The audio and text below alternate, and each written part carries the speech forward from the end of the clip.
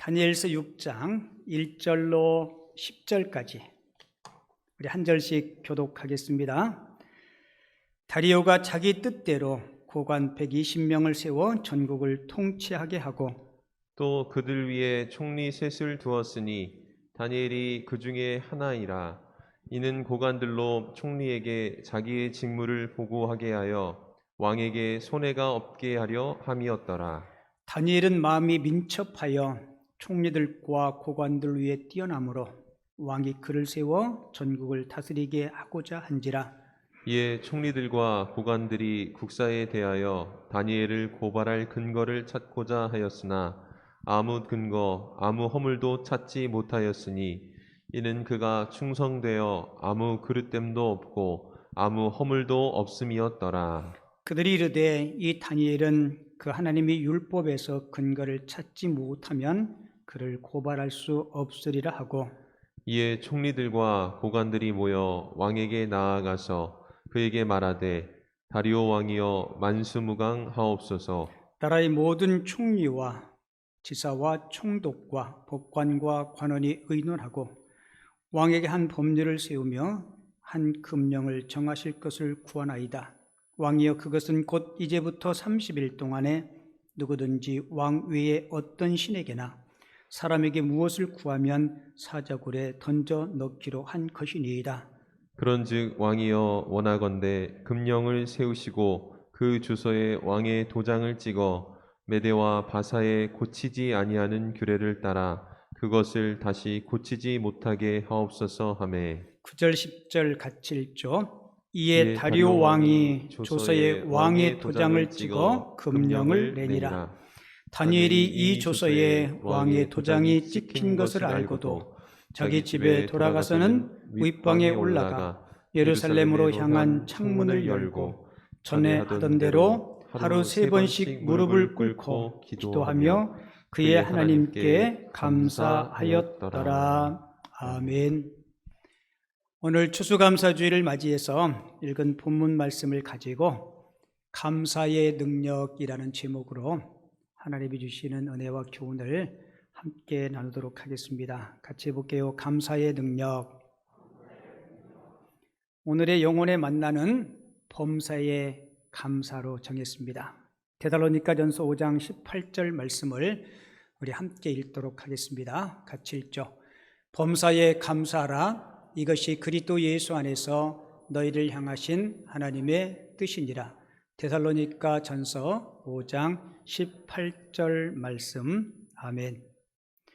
1995년 12월 8일 프랑스의 세계적인 여성 잡지 엘리의 편집장 장 도미니크 보비가 43세에 뇌졸중으로 쓰러졌습니다. 3주 후 의식을 회복했지만 전신 마비가 된 상태에서 유일하게 왼쪽 눈꺼풀만 움직일 수 있었습니다. 그는 눈 깜빡임 신호로 알파벳을 지정해 글을 썼습니다. 그런 시기로 대필자를 통하여 20만 번 이상 눈을 깜빡여 15개월 만에 쓴 책이 잠수정과 나비입니다. 그는 그 책에서 흘러내리는 침을 삼킬 수만 있다면 세상에서 참 행복한 사람입니다. 자연스러운 들숨과 날숨을 가진 것만으로도 행복한 사람입니다. 그는 잠수복 같은 육체 속에서 나비처럼 날아 발견한 인생의 가장 큰 진리는 바로 감사였습니다. 잃고 난 다음 깨달아 감사하는 것은 절반의 행복입니다. 잃기 전 지극히 평범한 일상 가운데 눈앞에 차오는 수많은 감사의 일들을 감사하며 기뻐하며 사는 것이 신앙이며 행복입니다. 오늘도 감사합시다. 일상의 소소한 삶들을. 아멘. 아마 이 장 도미니크 보비가 한 이야기가 이 코로나 시대를 사는 우리들에게 참 이렇게 피부로 와닿는 것 같아요.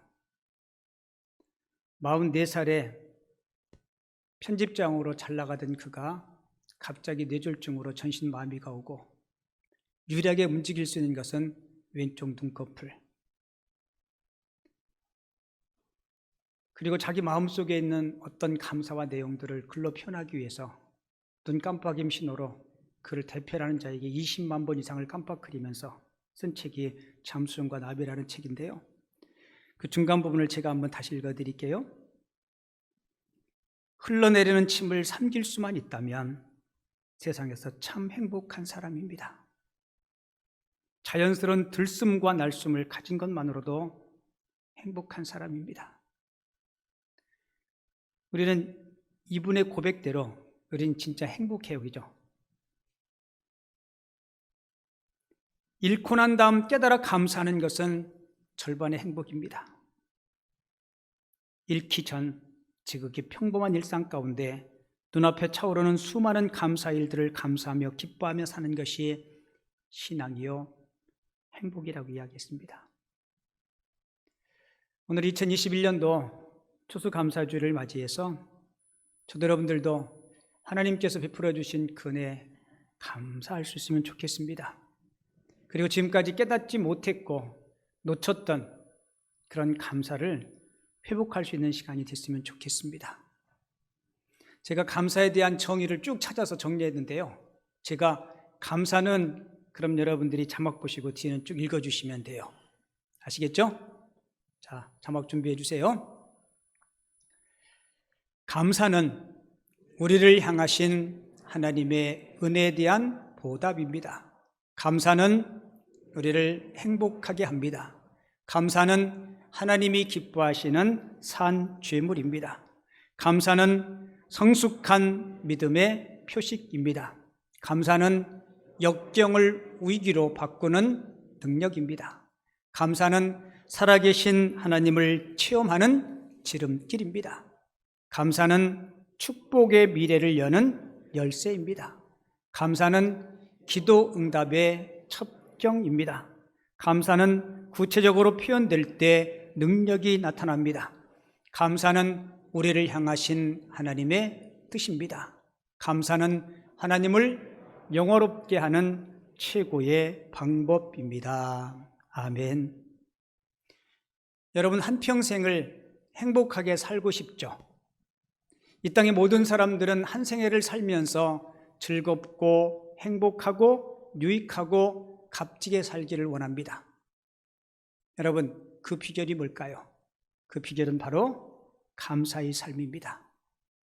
감사의 삶에는 행복이 있고 감사의 삶에는 사랑이 있고 기쁨이 있고 감사의 삶에는 소망이 있는 줄을 믿습니다. 소망을 이루는 감사의 힘이라는 제목의 책이 있는데요. 그 책에 이런 재미나는 사건을 소개하고 있는데요. 그 책의 저자가 이렇게 7명씩 이렇게 세 그룹을 만들어서요. 매주 한 번씩 모여서 감사 훈련을 하고 또 감사하는 삶을 살고 어떠한 변화가 일어나는지 서로가 감사의 삶의 변화를 서로 이렇게 나누는 그룹을 만든 거예요. 그들이 그렇게 2달 동안 감사 훈련과 실천을 한 후에 2달 뒤에 그들이 서로 감사의 삶의 결과를 나누는데요. 놀라운 결과가 나타나기 시작해요. 첫 번째 했던 사람이 딸과의 관계가 굉장히 불편했대요. 서먹서먹하고 어색하고 대화도 통하지 않고. 그런데 감사의 삶을 2달 동안 실천한 뒤에 딸과의 어색했던 관계가 너무 좋은 관계로 회복되었다는 겁니다. 그리고 또 한 사람은 감사 훈련을 하기 전에는 직장을 가는 것이 그렇게 싫었대요. 직장 생활에 항상 염증을 가지고 가는 게 싫고 재미도 없고 인정도 못 받고 직장 동료들에게 늘 왕따 당하는 것 같고. 그런데 감사 훈련과 실천을 시작하면서 그의 마음의 생각이 바뀐 거예요. 나에게 일할 수 있는 직장을 주신 게 참 감사하다. 일할 수 있는 일터가 있음에 감사하다.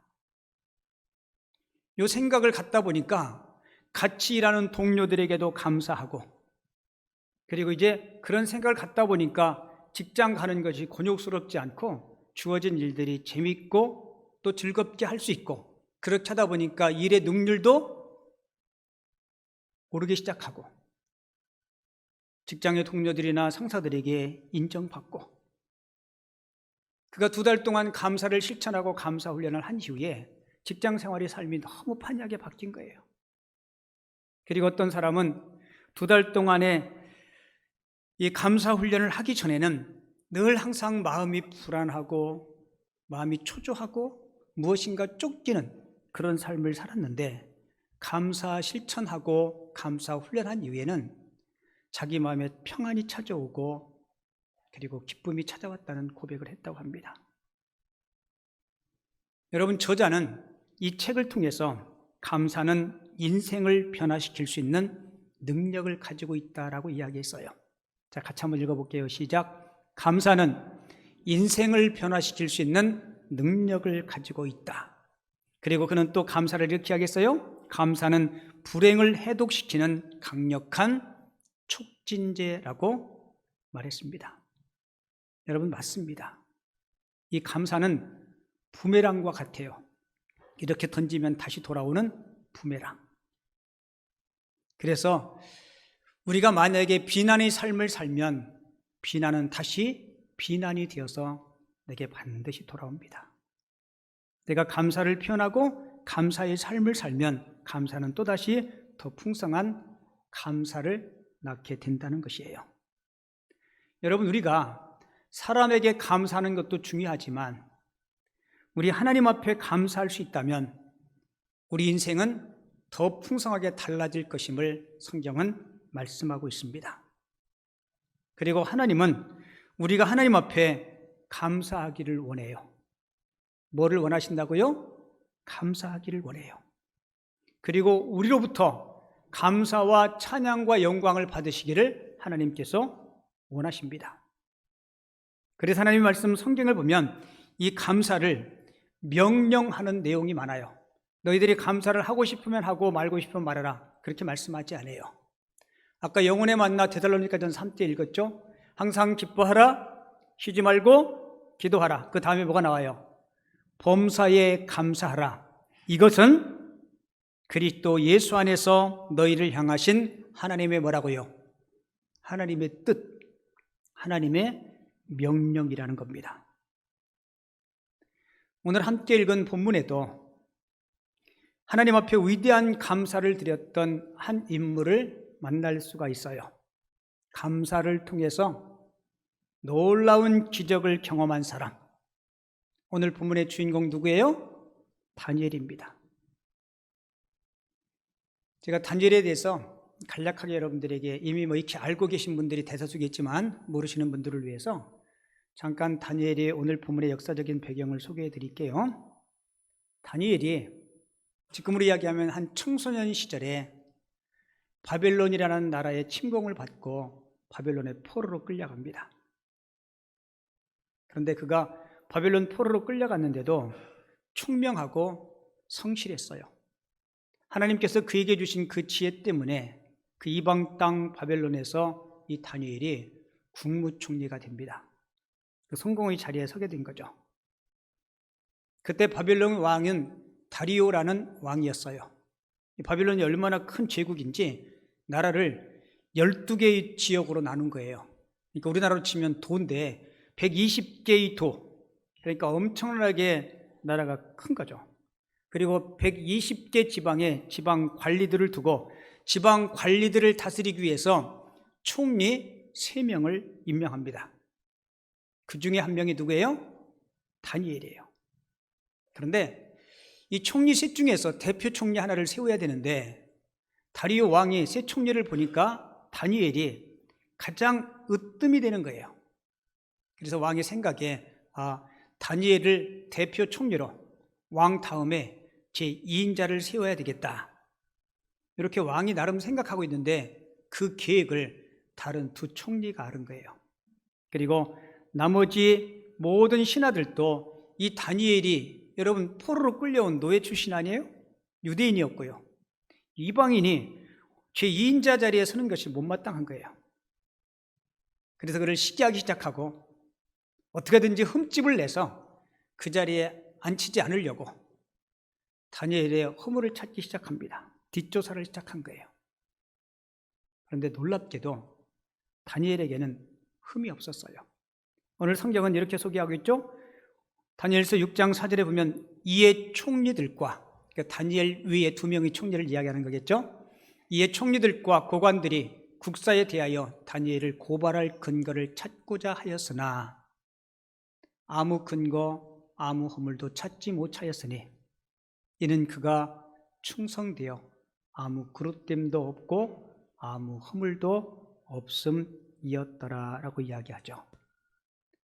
요즘 말로 이야기하면 다니엘을 탈탈 털었는데 먼지가 안 나는 거예요. 너무 청결하고 너무 깨끗한 사람이었습니다. 한마디로 이야기하면 그는 진짜 신자였어요. 참 신앙인이었고 예수를 정말 잘 믿는 사람이었습니다. 그러니까 책 잡을 게 없는 거예요. 그런데 신하들이 다니엘을 잘 지켜보았더니 다니엘은 자기 조국 예루살렘을 향해서 하루에 3번씩 창문을 열고 하나님 앞에 기도하는 것을 발견합니다. 그래서 신하들이 함정을 판 거예요. 저 다니엘이 믿는 신앙을 가지고 걸고 넘어가면 되겠다. 그리고는 다리오 왕 앞에 가서 왕이시여, 앞으로 30일 동안 왕 위에 어떤 신이나 어떤 사람에게 경배를 드리면 사자굴 속에 집어넣는 법을 만들면 어떻겠습니까? 명분은 좋죠. 왕권을 강화하고 나라를 더 부강하게 만들겠다는 겁니다. 여러분, 다리오 왕은 깊은 생각 없이 그렇게 하자고 동의를 하고 변경할 수 없는 도장을 찍어버려요. 여러분, 다니엘은 이 사실을 알았습니다. 이 사실을 알고 나서도 다니엘이 어떻게 반응하는지 오늘 보면 10절은 이렇게 소개해요. 다니엘이 이 조서에 왕의 도장이 찍힌 것을 알고도 자기 집에 돌아가서는 윗방에 올라가, 같이 읽어볼게요. 시작.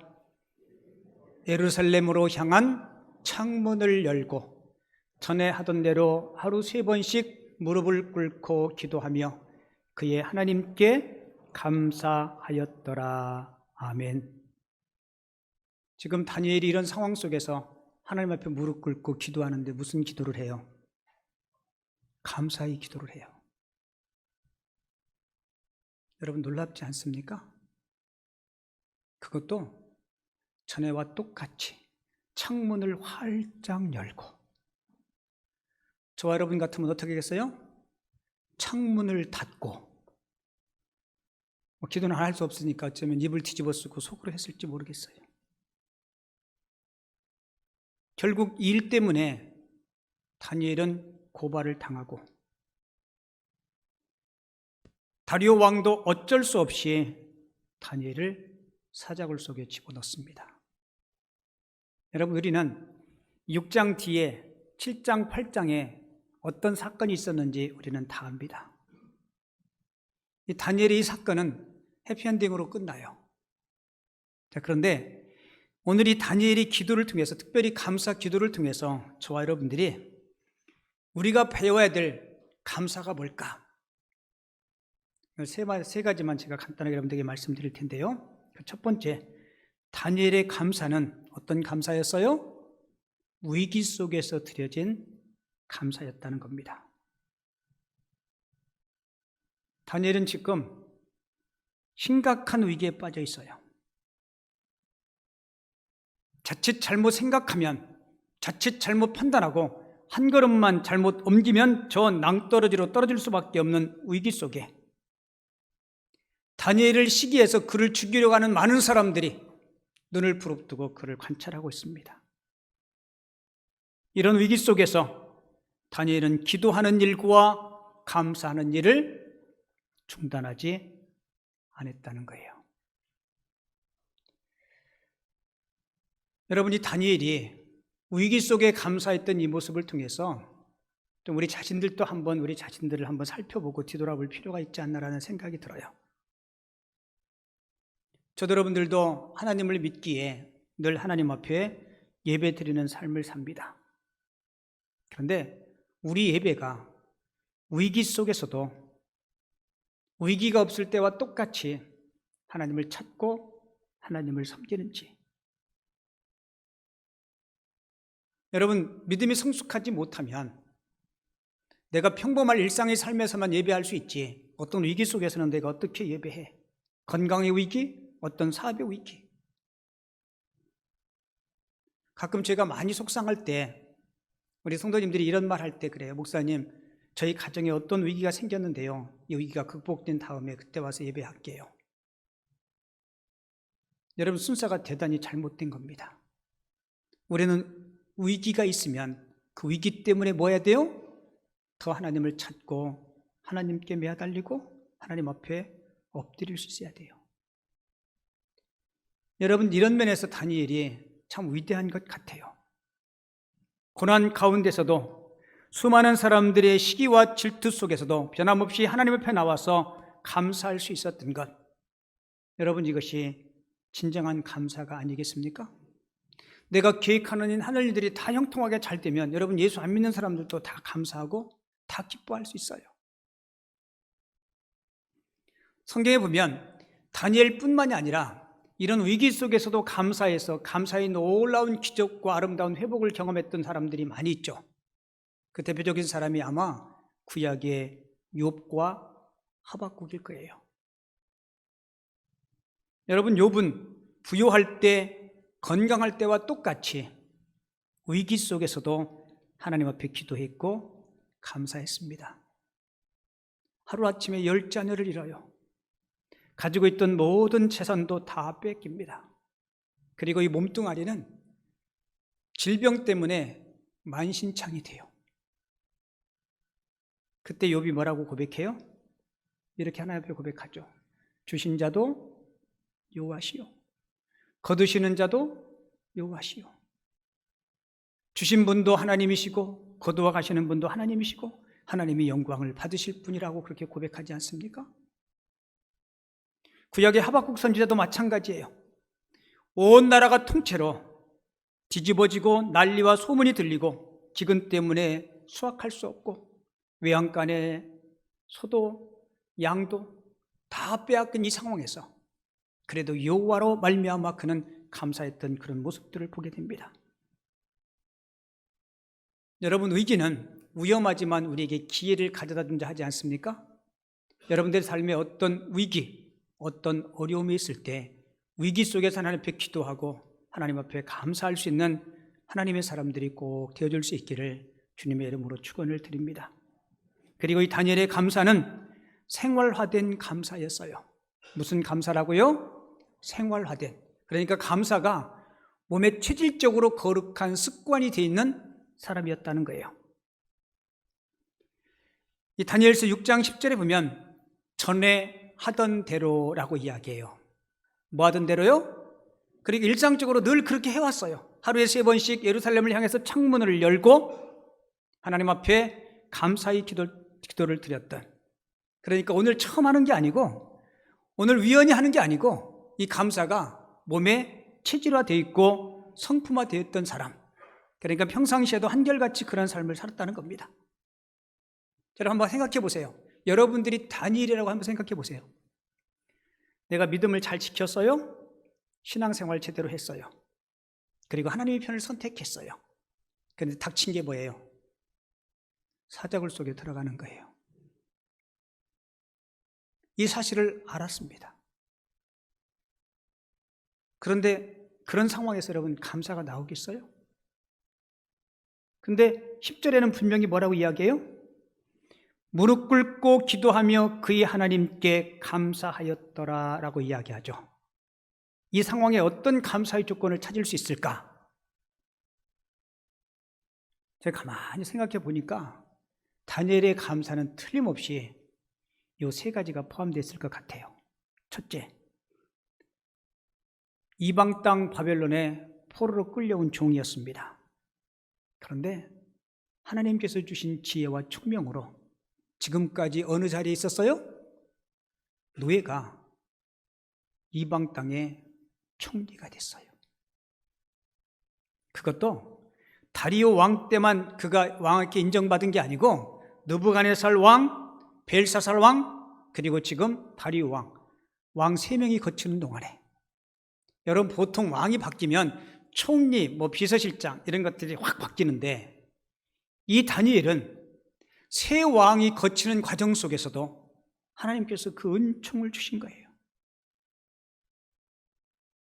포로로 끌려와서 총리가 될 때까지, 그리고 3명의 왕을 섬길 수 있는 은혜를 주신 그 하나님, 그리고 무엇보다도 이국 문화 속에서 우상 숭배하지 않고 죄와 타협하지 않고 정의롭고 거룩한 신앙을 굳굳하게 지키며 살아온 그 신앙을 지키게 하신 그 하나님 앞에 틀림없이 감사했을 겁니다. 그리고 이 다니엘의 감사는, 만약에 하나님, 이 위기 속에서 하나님께서 저를 도와주지 않고 제가 순교의 제물로 사자굴 속에서 순교를 당한다 해도 그것이 하나님의 뜻이라면 하나님의 그 뜻을 받아들이며 감사하겠습니다. 여러분, 정말 우리 감사와는 좀 격이 좀 다르죠. 좀 차원이 다르지 않습니까? 그러니까 감사는, 특별히 위기 속의 감사는 그냥 갑자기 나오지 않아요. 이 다니엘처럼 평상시에 늘 감사가 거룩한 습관, 감사가 생활화되고 체질화될 수 있는 저와 여러분들이 됐으면 좋겠습니다. 그리고 마지막 3번째, 이 다니엘의 감사를 통해서 우리가 배워야 될 감사는요, 다니엘의 감사가 위대한 것은 축복을 끌어당긴 감사였다는 거예요. 여러분, 아까 감사는 제가 같이 여러분들하고 읽었죠, 그죠? 여러분, 감사는 불행을 해독시키는 촉진자라 했습니다. 감사가 뭐라고요? 불행을 해독시키는 촉진제. 여러분, 다니엘이 감사한 결과, 그 결과의 내용은 우리 이미 다 알고 있어요. 하나님이 천사를 보내서 사자의 입을 막지 않습니까? 그리고 그가 구출돼요. 여러분, 사실 다리오 왕이 잘못 판단해서 그 조서의 조장을 찍었지만 다리오 왕 마음속에는 다니엘이 가득했습니다. 사자굴 속에 집어넣고, 여러분, 다리오 왕이 다니엘에게 뭐라고 한지 알아요? 자기가 할 수 있는 일은 이제 아무것도 없습니다. 자기가 놓은 올무에 자기가 걸린 거예요? 사자굴을 향해서 떠나는 다니엘에게 이렇게 이야기해요. 내가 섬기는 내 하나님이 너를 지켜줄 것이다. 내가 섬기는 내 하나님이 너를 보호해 주실 것이다. 그리고는 밤새 잠을 못 자고 새벽 일찍에 사자굴 속으로 들어가서 다니엘아 라고 불러요. 내가 섬기는 내 하나님이 너를 지켜주셨느냐, 다니엘아, 그렇게 이야기해요. 여러분, 이런 놀라운 결과는 바로 감사하는 사람에게 이러한 위대한 승리를 하나님께서 가져다 주실 줄을 믿습니다. 우리 예수님도 오병이의 기적을 행하실 때 감사기도 했어요. 죽은 나사로를 살리실 때 무덤 앞에서 뭐예요? 감사기도 했습니다. 그래서 감사는 기적을 낳는 놀라운 열쇠예요. 여러분들이 삶이 힘들고 어려울수록 더 감사를 표현하시고 감사의 조건을 꼭 찾으시기 바랍니다. 마지막 한 가지만 딱 적용하고 마칠게요. 그러면 우리가 어떻게 감사의 기적을 체험할 수 있을까? 같이 볼게요. 감사를 선택하자. 그렇죠? 어떤 삶의 위기와 역경 속에서도 내가 원망과 불평을 쏟아낼 수 있고요. 다니엘처럼 감사를 고백하고 감사를 표현할 수 있습니다. 그래서 감사는 뭐예요? 선택하는 거예요. 다니엘이 감사를 선택한 결과 하나님의 살아계심을 체험했습니다. 그리고 천사가 자기를 보호해주는 사실을 그가 느꼈어요. 그리고 사자굴 속에서 구출함을 받고 그의 위상이 더욱더 높아졌고, 더 놀라운 것은 다니엘의 감사를 통해서 그 왕뿐만 아니라 많은 이방 사람들이 하나님의 살아계심을 경험했고, 이 다니엘은 아마 이 사건 이후에 더 한평생 감사하는 삶을 살았을 겁니다. 괴테가 이런 이야기를 했어요. 세상에서 가장 쓸모없는 인간은 감사할 줄 모르는 인간이다. 저도 여러분들도 올 추수감사주를 맞이하면서 다시 한번 잃어버렸던 감사를 회복하고 감사함으로 하나님 앞에 영광 돌리고 여러분들의 삶에 더욱더 풍성한 감사의 열매들을 누리며 살 수 있는 하나님의 사람들이 다 되어줄 수 있기를 주님의 이름으로 축원을 드립니다.